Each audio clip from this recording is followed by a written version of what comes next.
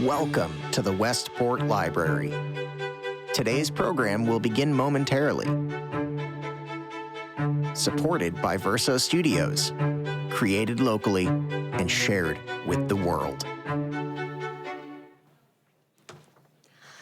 Good evening, everyone. My name is Carrie, and I am the part of the programming team here at the library. And I would like to welcome you to tonight's program, Nothing Compares to You, a Sinéad O'Connor book event and panel discussion. Tonight we are celebrating the publication of Nothing Compares to You, an intimate and evocative anthology of essays written by a renowned and multi-generational group of women and non-binary authors, paying tribute to O'Connor's impact on our world and in their lives and development as humans, activists, and artists.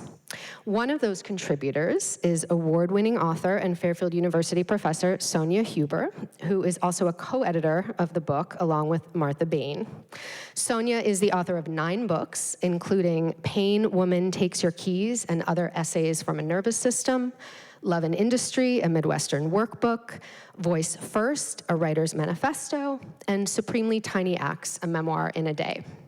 Her work has been published in literary journals and magazines, including The New York Times, Creative Nonfiction, Brevity, Fourth Genre, The Chronicle of Higher Education, and The Washington Post magazine, and her essays were named notable in several years of Best American Essays.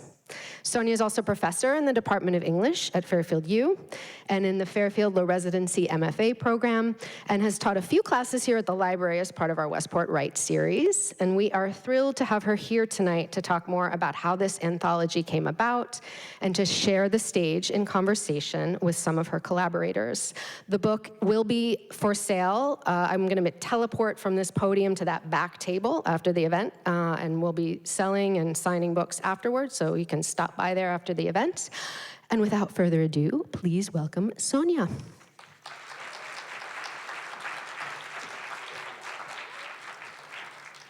Hi, everyone. Thank you so much for joining us here tonight. I am thrilled that the first thing we'll be doing is getting to listen to a Sinéad song. So this is going to be performed by 2 of my wonderful colleagues at Fairfield University, Beth Boquet and David Schmidt.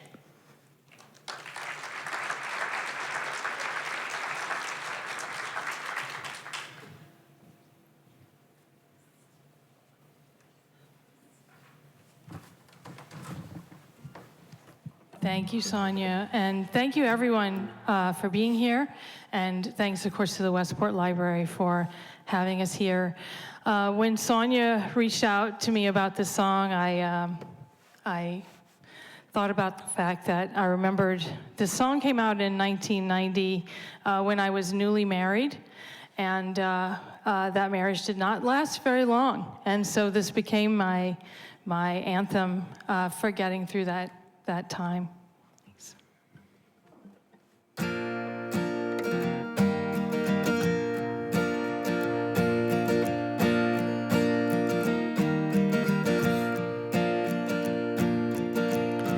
This is the last day of our acquaintance.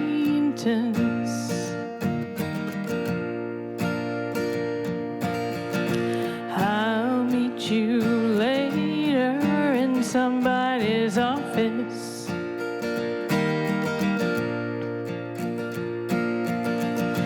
I'll talk, but you won't listen to me.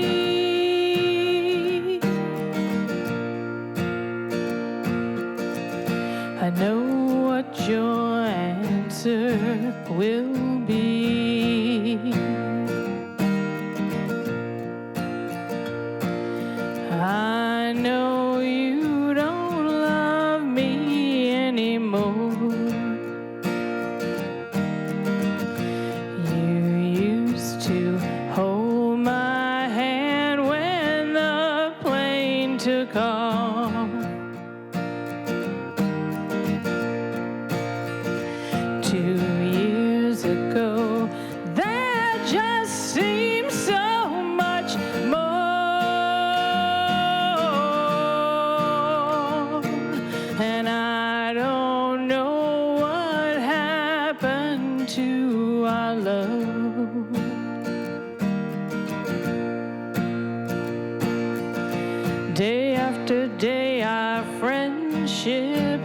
has grown stale, and we will meet later to finalize the details.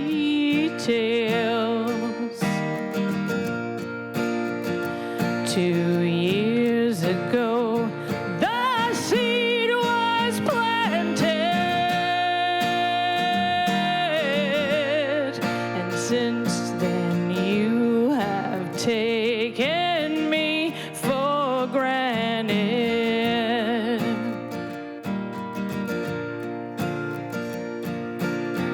But this is the last day of our acquaintance.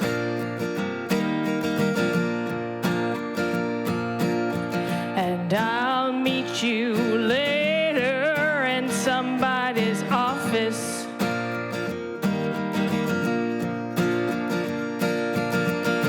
I'll talk, but you won't listen to me.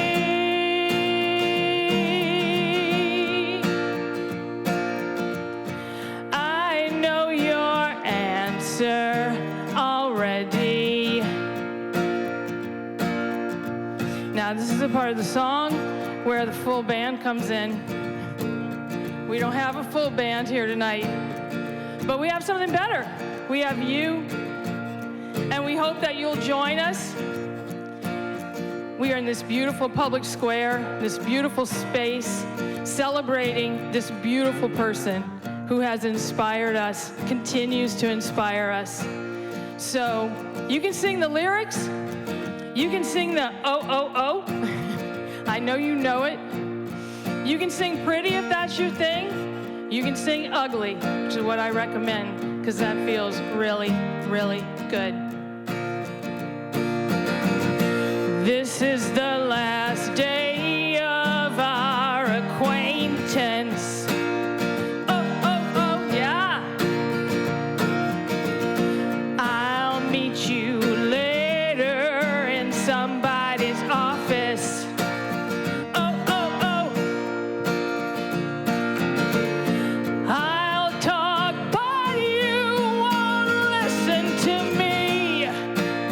Oh, oh, oh. I know your answer already.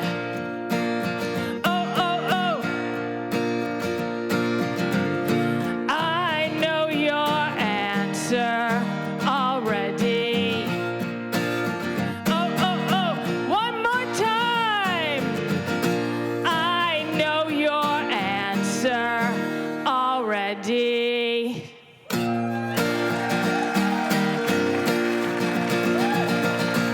Thank you. Thank you.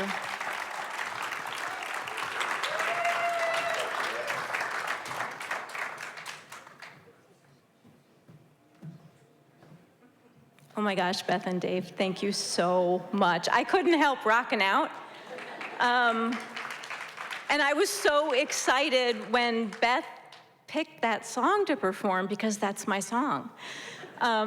This was the song that I was, a couple days after Sinead passed away, I was driving down 95, probably around near Stamford, and I said, I want to write the essay about this song. This is my song. And I listened to it about 20 times on repeat, just like flailing, because it's also about my divorce. And so then what happened is I was picking my mom up from LaGuardia. So I got to LaGuardia, I'm at the baggage claim, and then I just pack out on Facebook, like, hey, we should do an anthology. Everybody pick a different Sinead song and write an essay about it.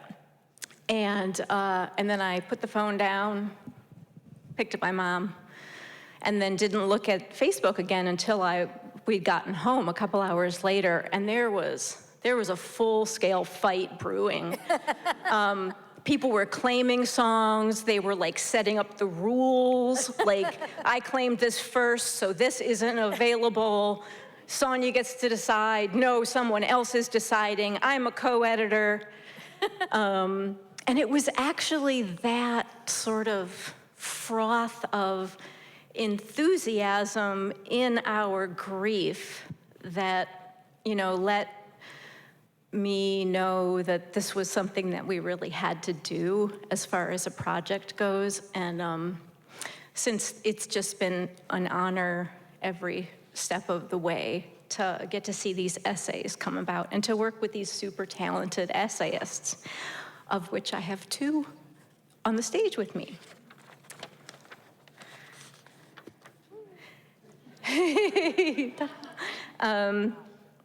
Sharbari Ahmed was on the writing team. Woo! Was on the writing team for the first season of the ABC show Quantico, making her the first woman of Bangladeshi origin to write for a network show. Her play, Raisins Not Virgins, was adapted into a short film that was selected for the Tribeca All Access program. Her fiction has appeared in numerous journals and anthologies, including the Gettysburg Review, Painted Bride Quarterly, and the Asian Pacific American Journal. She's published a collection of short stories, The Ocean of Mrs. Nagai, and a novel, which is beautiful, called The Dust Under Her Feet. In 2017, she adapted Rickshaw Girl for the screen. Ahmed worked as a producer on the limited series adaptation of Nadine Zaman's The Inheritors.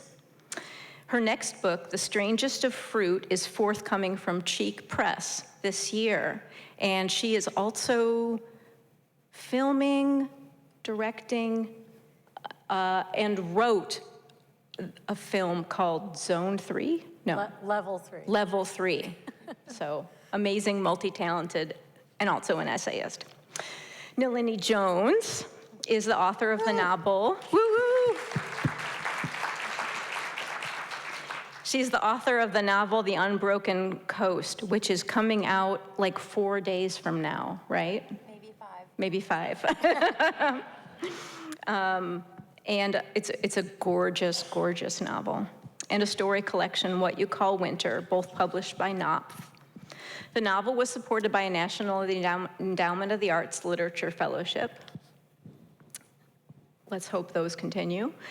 And her short fiction has been awarded O. Henry and Pushcart prizes. Her work has appeared in publications including One Story, Plowshares, Guernica, and the New York Times, among others. And she's contributed nonfiction to anthologies about politics, jazz, travel, and families, including those affected by HIV in the book AIDS Sutra. Her most recent essay has been published in this book, Nothing Compares to You. She teaches creative writing at Fairfield U. Past appointments have been at Columbia, Williams, Yale, and the Arcadia University Center in Greece. A longtime coordinator of live music events, she was associate producer of the Newport Folk Festival from 2004 to 9, line producer from the Big Apple to the Big Easy, Madison Square Garden, 2005, and artistic coordinator of Route 57, a festival of American roots music at Carnegie Hall in 2006, among many others. She continues to work at the New Orleans Jazz and Heritage Festival and Saratoga Jazz Festival. All right, now we talk.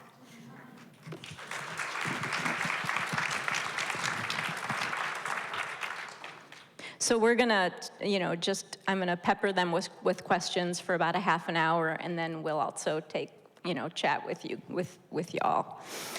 All right, so first I'd like to ask each of you if you would just tell the story of your essay, which song you picked, and then an overview of what the essay is about, and maybe something that surprised you in the writing of the essay.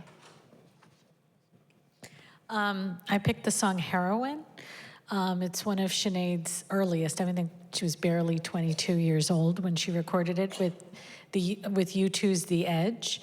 It was for a soundtrack for a film whose name constantly escapes me. It's an Irish film.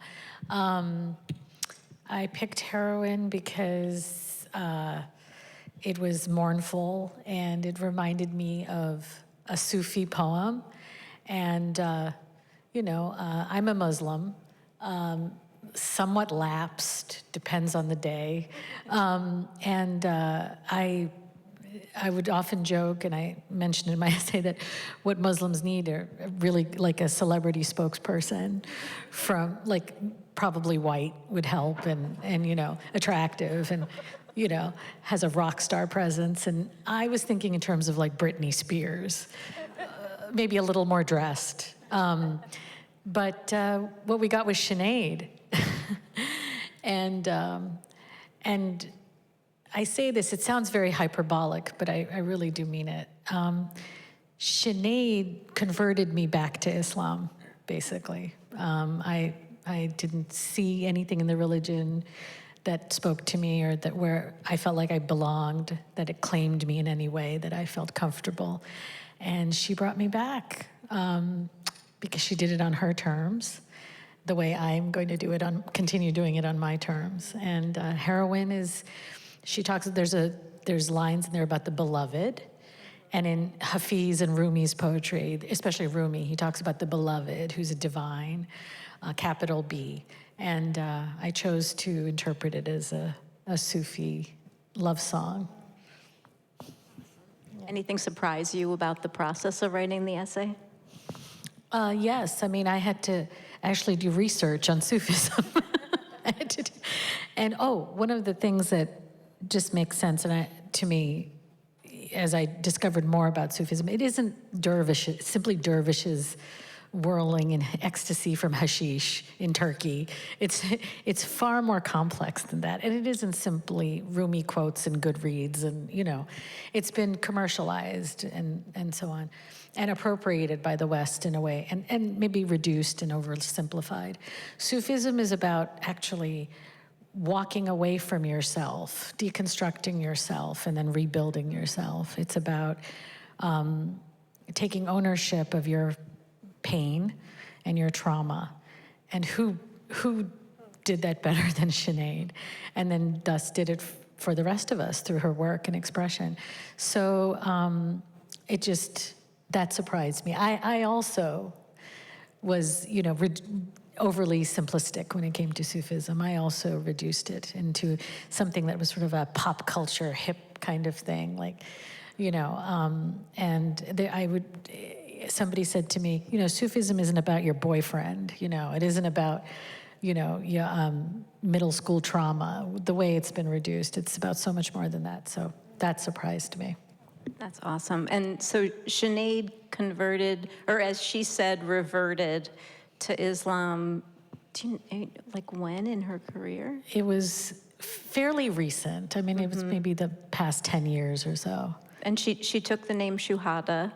And and then, you know, I think off and on for the last 10 years of her life, she would wear head coverings. Even though she had no hair. Right. Hijab means modesty. And hair, you know, the fundamentalist Muslims equate hair with some kind of lustful, you know, it sends men into frenzy, apparently, and so you're supposed to cover your hair. She didn't have any hair, but she still covered her head. But that's part of the contradiction of who she was, you know. All right, Nalini, how about the story of your essay? You guys, we have to lower the bar a little. My story is not like your story. I began thinking about a song that I really, really loved, that I listened to all the way through her career and well after she was performing, Black Boys on Mopeds, which sounds like, therefore, the song I should have written about, but no. I cheated a little and included some stuff, but somebody else had written really beautifully about that song. So I was thinking about why I loved that song, and I was thinking about it actually in terms of folk music, which is a way I thought about a lot of things. I was working with my dad and helping him book a folk festival, and we spent a lot of time thinking about what might count that people didn't think of as folk music. And you know, for a while, our secret working definition was if you'd ever sung a song with Emmylou Harris, you were probably fine. But I thought a lot about Sinead in this way because it seemed to me that the songs that I liked best of hers were really extraordinarily beautifully crafted protest songs, like contemporary protest songs. And that made me think about her in terms of folk music generally. I was thinking about someone Irish, and I was thinking about folk music. So then I went on the internet, as anybody would, and looked up the Chieftains. And I thought she must have played with the Chieftains, and she did. And then I went down, successive rabbit holes, and eventually found that she had, after quite a bit of trauma and scandal and public shaming and all of the things that we know happened to Sinead, she had retreated a little bit, even musically. And one of the things that she did was kind of go back into an interest in folk music, in Irish folk music, and specifically a kind of style called sean-nós, which is traditionally just singing, no accompaniment, very, very long melodic lines. I mean, it's a very, very particular Irish sound. She was much more interested in blending that with reggae, so she went a different way with it.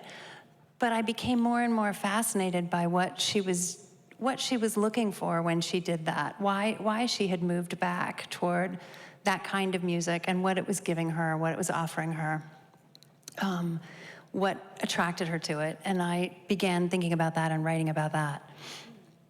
So the upshot is, I wrote about a song I did not like at all. Maybe some of you don't like it also, and we can bond. I wrote about a song called Molly Malone. Does anybody know Molly Malone? Cockles, Muscles, Alive, yeah. So we didn't make Beth sing that. But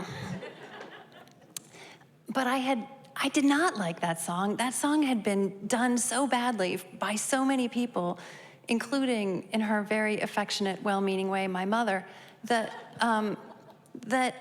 I was over it. I thought, this song should be put down. Like, nobody needs to sing this song anymore. And then I found this, the internet.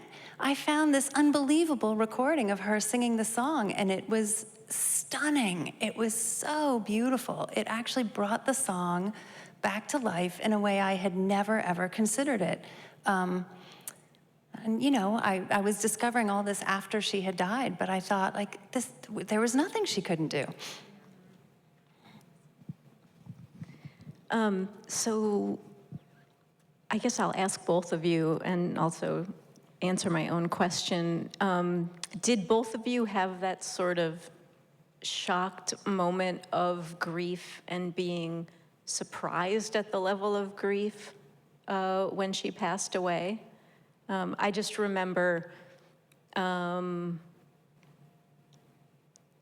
messaging with a couple friends on social media and sort of like, are we okay? What is happening? And I think, the world has been a hard place to be in the past couple of years, and more than the past couple of years. And so I think, in some ways, it was an opportunity to mourn in general. But yeah, so I was also very surprised at my own reaction, followed by the sort of feeling of guilt, because I was raised Catholic, like, oh no, I didn't appreciate Sinead to the fullest extent I could have in the last few years. I don't know, what did you guys feel in the days after she passed? I also felt guilt, because Muslim. Same thing. I was like, I should have been listening to her more. I wasn't paying attention to what she was doing. And then I did feel a tremendous amount of grief, and I realized that she was going to leave a vacuum. That I don't know when that's going to be filled again. I think we talked about it last time. Like, did somebody ask a question? I think Una, the moderator from another event, asked a question like, who is similar in this day and age? And people couldn't answer. I didn't. And so, yeah, I felt a tremendous amount of grief. I miss her, like I knew her, like we were friends, and I think we were friends. She just didn't know it. I think I thought about it more musically, just that sense that it's just so interesting to try to imagine how the industry would have treated her differently maybe 10 years later, or 15 years later, or 20 years later, if she really had to break on the rocks so profoundly of an industry that would just not accept the kinds of things that she was saying out loud and the ways that she was saying them. And it, so I was thinking more in terms of, it wasn't surprising that she had died so young in some ways, because that just must have taken a toll, a terrible toll. Obviously, there'd been family tragedies too, which I think took a terrible toll. And I began to think about things like, well, how far have we come? Have we come that far? Yeah, I mean, I felt that was sort of, and still is, I think at least, our generation of Gen X women, had read something recently about us being the generation of women that have actually enjoyed rights for the longest of our lives, because our mothers, weren't able to have credit cards. And now our daughters, a lot of them are facing a great narrowing of rights that we've enjoyed, including right to bodily autonomy and many other things. And so I think for me, part of it too was this strange, it came, grief for her sort of collided with this feeling of, getting to know her music and feeling really attached to her music in the 80s. And then we're back in the 80s, So yeah, those two things sort of melded together. Either of you have so Nalini, if you weren't crazy about this song, what was the song? Was Black Boys and Mopeds, was that going to be your choice? Do you want to talk a little bit about why? Oh, do we know the song? It's such a great song.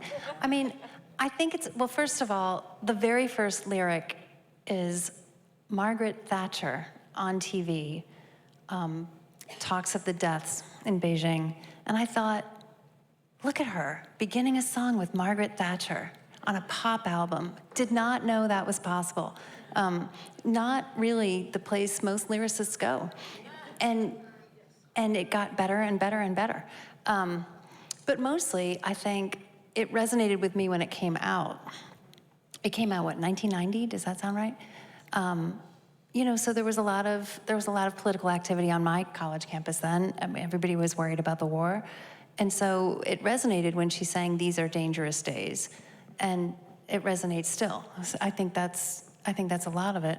And you had somebody, I just feel like this is important, so early in her recording career, when so many people, I mean, she was young personally, but also she would have had so much pressure, so much advice, so much guidance, producers telling her what she could and couldn't do. To say things like, "These are dangerous days," to say what you feel is to dig your own grave, and embed that in a song that was then going to become one of the singles of the album, I think was a remarkable act of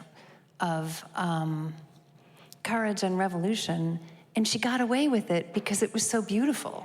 And then you just have to go back to, how can a song about Margaret Thatcher be beautiful? That's an accomplishment.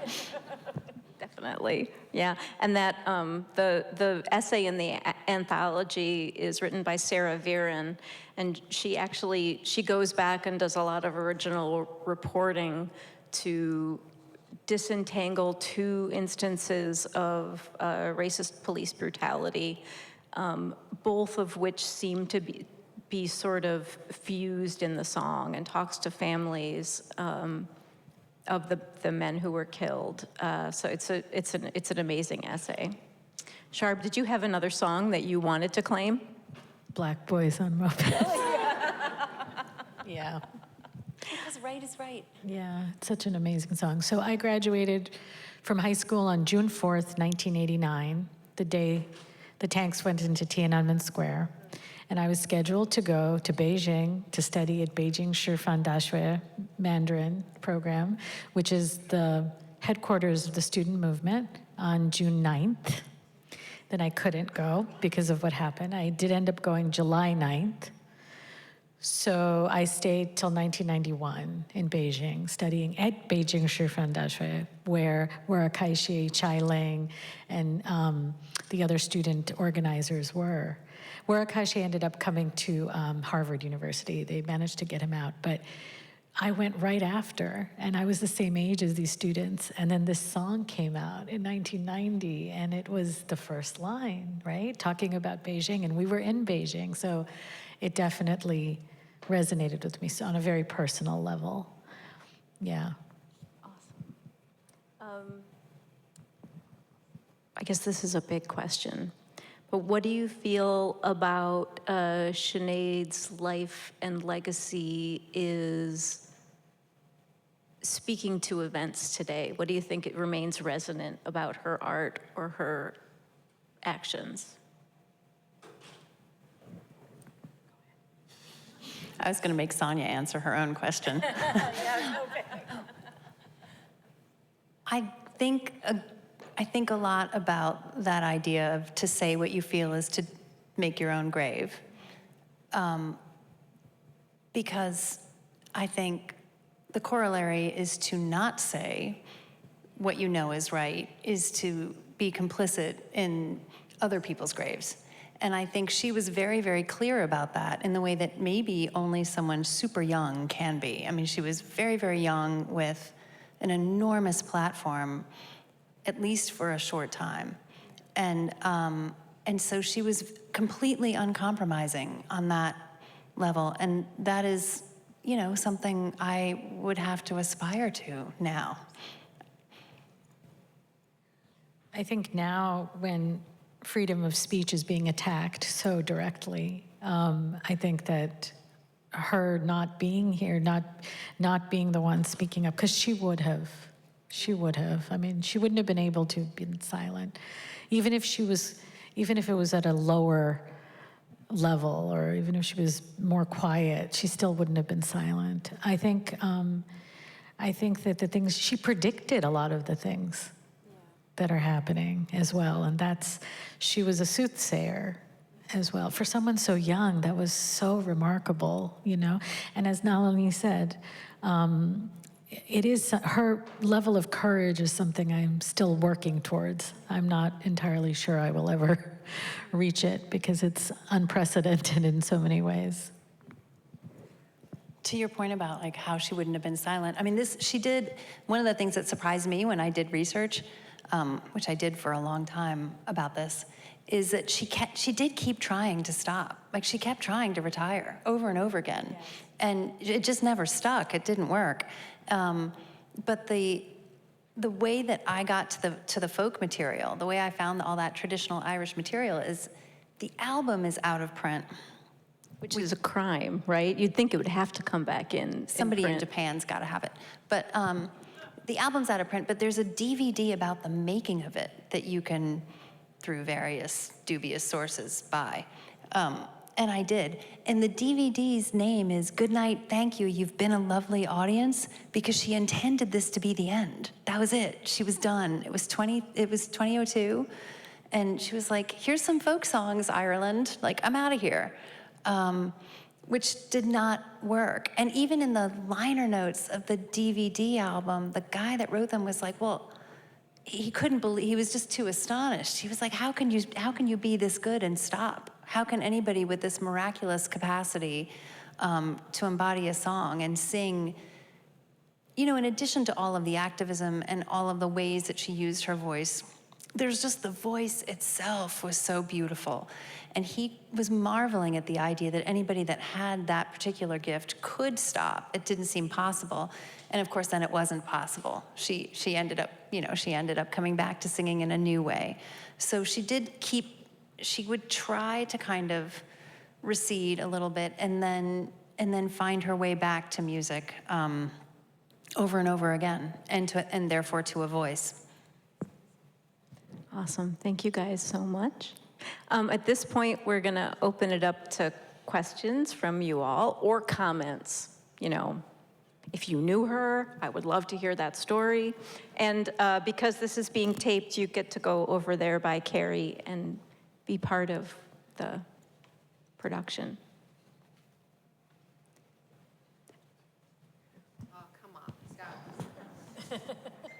Yeah. Oh, sorry. Oh, do you want to go over there, or would you rather not? Sonya, if you'll just repeat it. Yeah, I will. Repeat it from stage. How long before she died was her last singing? Oh, that's a good question. That question was, how long before she died was her last performance? Does anybody know?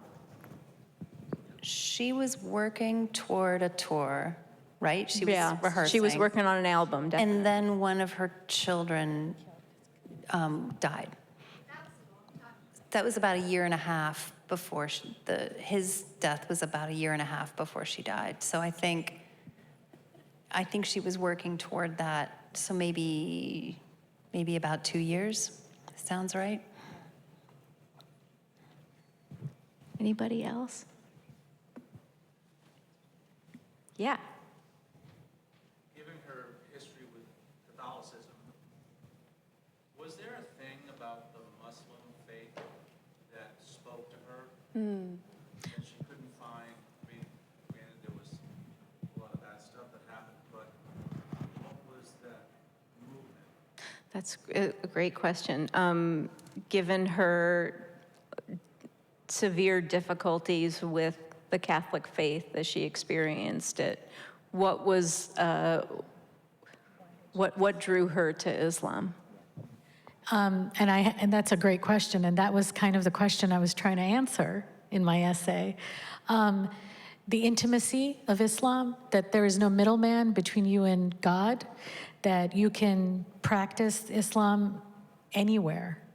You don't need a temple or a church or anything. And you don't need somebody, you don't need a middleman. So all this imam business is actually, it's an interpretation. It's not actually what was intended. So I think the fact that she could practice it on her terms and interpret it in her way was partially what drew her to it.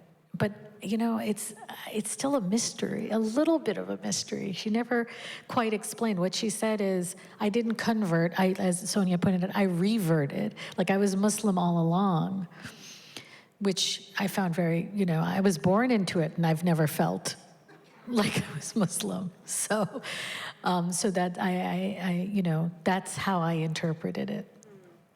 That's a great question. Other folks? Yeah, oh, hello. Oh, there you go. My question is about the event on Saturday Night Live. Most people aren't aware that the picture she tore was actually the picture of the Pope that hung in her mother's home. Yes. And for me, that has always resonated even more profoundly, what she did and what she said and the fallout from it. My question to you is, considering that Ireland has gone through such amazing transformation in the last 20 years, was there ever a moment when there was an institutional or an organizational response to what she did, and with an apology and an acclamation that she was prophetic? Did that ever happen for her? I don't think so, but I feel like we should propose it. And I think you're right. I did not know that either about the photograph until I was researching for this essay. And I was struck by it also, that it had been her mother's, and therefore had a very particular personal, profound meaning for her. And that the feeling of betrayal she must have felt both by the church and by her family in that moment was really animating this kind of, performance art, that it wasn't just a provocative political act at the end of a song. It seemed to me it was part of the performance of the song. And so in the same way that, there are people who think smashing their guitars at the end of the song is part of the performance. I really don't like it. But I think that, that was part of, it seemed to me, the artistic statement she was trying to make, and that it was a very personal statement too, made it even sort of more moving. I actually don't think it was about the Pope. I think it was about her mother, who was very abusive towards her. And the abuse of the church. Yes. And the abuse of the church, of course. I just remember after her passing, there were so many people posting, she was right, she was right, she told the truth. And it just saddens me to think that I would hope that at some point while she was alive, somebody of some authority, somebody of some significance, maybe even a community of survivors, thanked her. I think that that probably happened, maybe privately or. I think, yeah, just based on the million Facebook groups I'm on that I think are, to a large part, composed of survivors. One of the things I really value about our collection is that the essay by Loretta Hannon is advocating for sainthood for Sinead, entwined with Loretta Hannon's own story of abuse. And, that makes such sense to me, really. You think about someone who is ahead of the church, engaged in a righteous question to trying to push the church to a greater understanding, an advocate for the defenseless. Yeah, it makes sense that we would have Saint Sinead. Even though she's Muslim. Here's the rep. Hi. Hey, Vanessa. Hi. You talked a little bit about putting a simple post on Facebook and then a couple hours later to a bidding war. Can you talk more about what happened after that to help form the book? Oh, definitely. That's a great question. I quickly got alarmed. I think I mentioned that. And then I posted as a response, like, I need a co-editor. I've gotten in over my head. And a woman, Martha Bain, who's my co-editor, who I had worked with, she had edited me for another anthology. She lives in Chicago. She had worked for Belt Publications. And so then the interesting thing was that I had said, okay, let's just do it. A bunch of essays about Sinead. And I had a Zoom call with Martha that was very sort of pointed, and she was saying, we're not there yet. Like, it has to be more specific.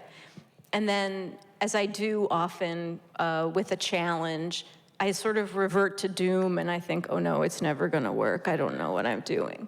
And then I get sort of feisty, and I was like, okay, fine, here's our specificness, something about mostly Gen X, about so we crafted a statement that asked our essayists to entwine some personal story or personal resonance with the song that they chose.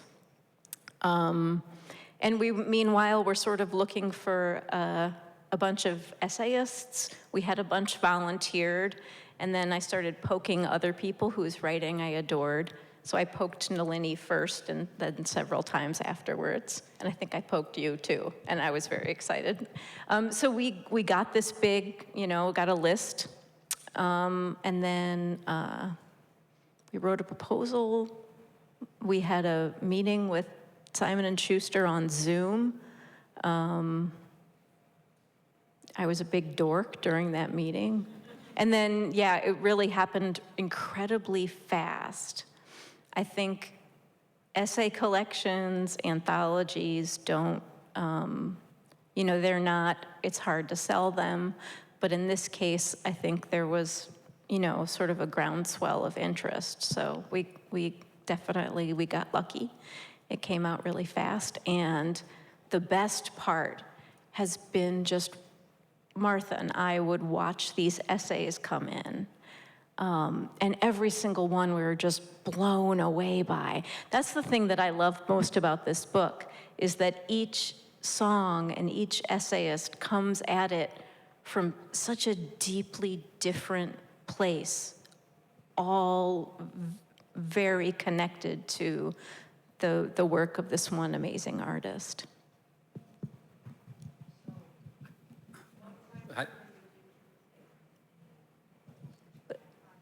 What's that?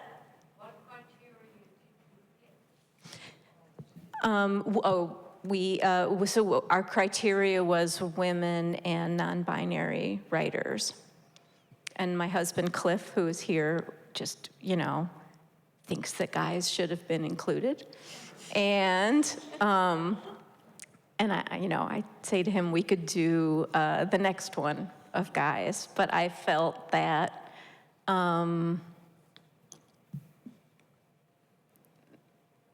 that Sinead was very vocal on women's rights and a woman's right to choose, and a million other questions. And music criticism is often the realm of dudes, and I just wanted this one for us.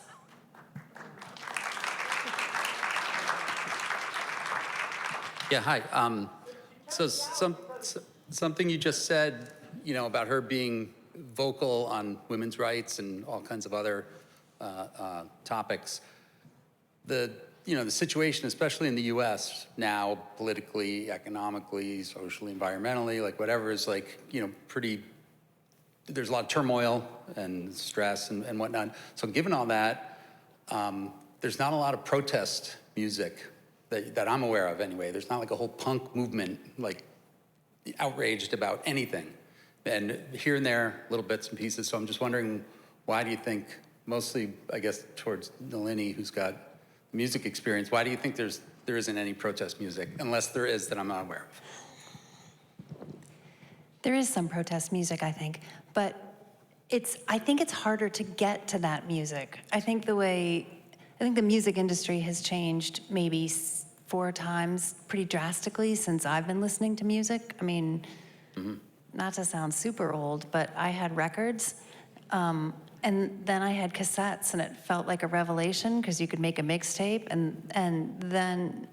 and for years, my father and I experienced music, folk music, protest music often, but also kind of an emerging world of singer-songwriters who weren't always writing protest music, weren't always writing that particular kind of folk music. But they were writing music that was sort of more in line with what working people were doing, kind of what regular lives might look like. And all of those, we were hearing all of those on tapes, on cassette tapes. So you would have to like the first 2 songs in order to get to the 3rd song, which sounds crazy now. Like, my kids don't understand that at all. And then came discs, and then all of a sudden discs went away, right? And then now we're in a world of what a lot of conglomerates kind of throw back at us. So I think it's easy for some very, very good music to get lost. I think it's hard, other than in live music scenarios, it's kind of hard to find. It's hard to find the music that might animate us in those ways. Radio stations don't operate the same way that they used to anymore either. Mm-hmm. At the Glastonbury Music Festival, there were protest songs from various subjects. Like Nalini said, at live performances, you can find So it's them. out there, you just gotta search for it. You have to search for it, or brave Glastonbury, or Coachella. Good luck. I think there's also, I've seen like sort of younger folks, like geniuses of satirical singing, like just amazing. And I feel like that's everywhere. Yes, on TikTok. Yeah. Are you aware of anybody in your family being aware of your project? Oh, that's a really good question. Become aware and approach you in some way? How do you expect to respond to that? That's a great, so the question was, do we know if anyone in her family knows of the project? And if they do, how do we expect them to respond? Martha and I had been sort of asking the publishers again and again, like, who does this reaching out? And they kept saying, well, you can, and we kept saying, well, you can. One of our contributors, Sinead Gleason, who's Irish, knows the family and is, has spoken with some of Sinead's children about the project. We don't know anything about the reaction. Sinead didn't want to be the person to mediate that because it's, it's just very intense in the midst of their grief. I think there's also that weird thing of like, oh, someone is making money off of it, and so we did have, luckily, Martha was able to go to Ireland, was at the West Cork Literary Festival, and then at an event in Dublin, and said that the response was just amazing. So I'm assuming that it will, if it hasn't already, make its way to the family. I see the essays as all sort of very personal tributes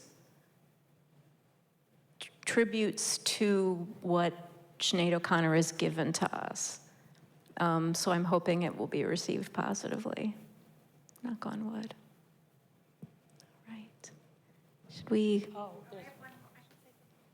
I just want to say, as a girl who graduated from high school in 1991, that Sinead was a huge star, and she was everything in the world to us. And I have my own business now, and I have young girls that work for me. They've never even heard her music. And you can't even hear her music anywhere. And we listen to Michelle Schacht and Lauryn Hill and a million other people I could tell you, all these like young women who spoke their truth. And it was a moment in time. And if you were Gen X, if you're my age, this was everything. I mean, this is everything. Like, it's much more important than anyone has given voice to. And she's incredible, and she meant the world to us. At that age, she did. So, Absolutely. we love her. Absolutely. Thank you. I have to say that for Thank today. you. Yeah, and I think that was the spark of this whole project, was just what a, like that bald head, just sort of like like, oh my gosh, wait, we're allowed to do that? Yeah, she gave a whole lot of us permission. I think are we good? Anyone else? Okay. All right, thank you guys very, very much. Come buy some books right over at the table, and if the panel would come to sign, that would be great too. Thank you, everyone, for coming.